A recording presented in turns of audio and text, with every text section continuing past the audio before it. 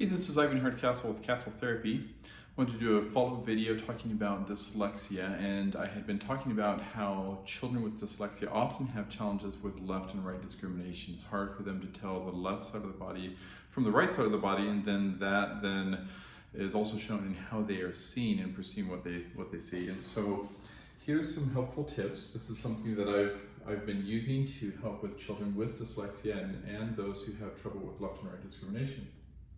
On the bottom, we can just see there are just some dots going across the board here. I use this I start with just a simple shape and say, hey, this is going to be this foot, that's going to be that foot, or this hand and that hand. And as they go through, I'm going to stomp left, stomp right, stomp right, stomp left, stomp right, stomp left, and they go across. And I want them to do that smoothly until they can get that on their own. And then I add a metronome to it.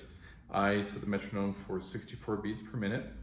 And what that does is it gives them a drive that they have to keep cadence to and help with the processing of what they are doing.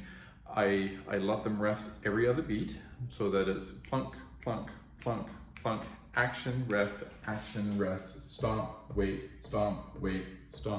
as they go across the board.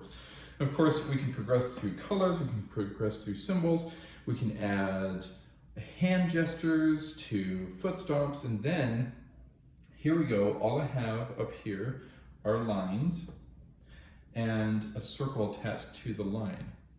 And the lines represent, hey, this is your body, and then the circle placement is the action that we're going to do. So over here we have, all right, this would be stomp your right foot, stomp your left foot, raise your right hand, stomp your right foot, raise your left hand, okay? Body and then action attached to it. But what you can also see is that I've added color here to make it a little simpler. You can make this more complex by doing it all in the same color, but what we see here is that these are B's, D's, P's, and Q's, letters that often are challenging for children with dyslexia. And by adding them into a full body movement and helping with that discrimination of right and left, we ease the brain's processing visually of right and left and discriminating what these symbols mean. Otherwise, it's just a line in a circle, but if we don't understand right and left, we can't tell the difference inside of us of really what those symbols mean.